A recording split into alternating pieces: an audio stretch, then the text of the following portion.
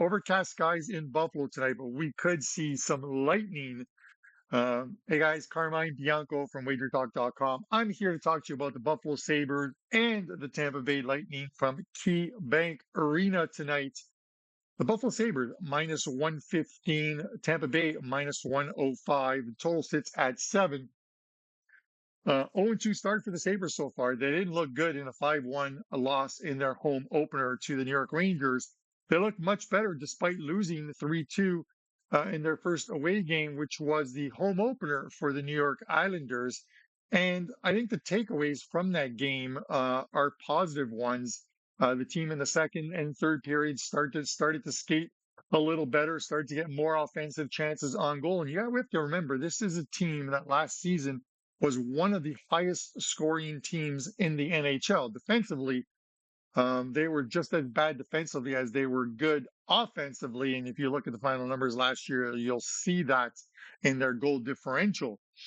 It bodes well, I think, for them tonight, building off of that loss, and they could be high and ready to go for tonight's game. Tampa comes to town.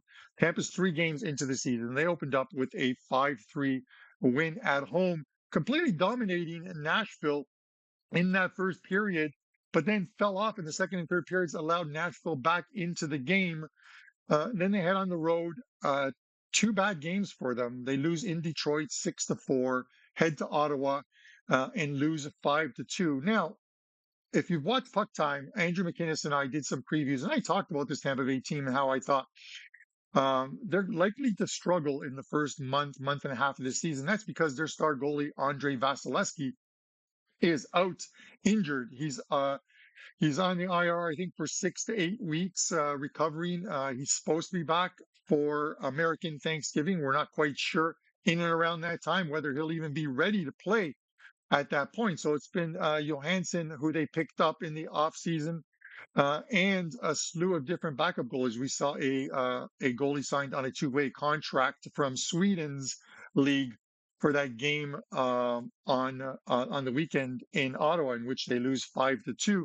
Johansson hasn't looked sharp either as well, too. And this is their final game of a 3-game road trip before they head home for 5 games at home. So where am I going here with this one? Well, I think the Sabres could be a play at minus 115. I'm liking the over here. The number's at 7, and 7 is always a tough number to beat.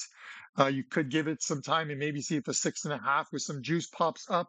But let's look at these two teams. They met last season 4 times during the regular season. They scored 39 goals. All 4 games went over the total, averaging 9.5 goals per game.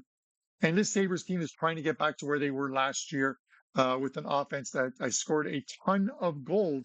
So I'm going to go with the over here. Yes, it is a high number, but I think the number fits the game and these two teams, especially with the situation currently going on with this Tampa Bay Lightning goaltending issues. So the over is the play here. Guys, do us a favor, hit that subscribe button, drop a comment in the comments section here. Let me know if you agree or disagree with this one, or if you like one of the sides. And also hit like on the video. We'll be giving away some Puck Time swag throughout the year. So it's your chance to actually win something with a comment. Again, we appreciate it, and good luck with your wagers.